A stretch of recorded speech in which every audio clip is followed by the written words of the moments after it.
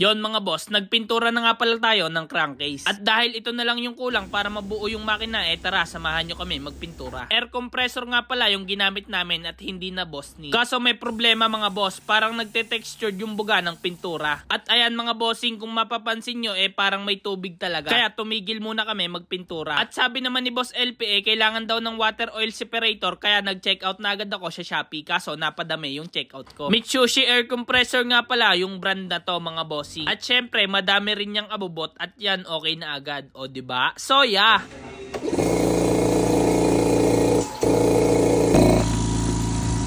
Tahimik ka na. Babaero. Uy, ito yung babaero, uy. At yon mga boss, bumili lang pala kami ng pintura. Eto nga pala yung mga binili namin mga bossing, nasa 1K din yan lahat. Kaso hindi ko pa siya mape-flex kasi nga iniintay pa natin yung kailangan natin. Pinaka-poging mekaniko.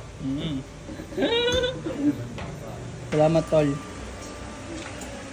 Boy, ingat. Okay nga. At yon mga boss, pagka uwi namin nagtimpla na agad kami ng pang-testing. Konti lang yung tinimpla namin para hindi masayang kapag mali.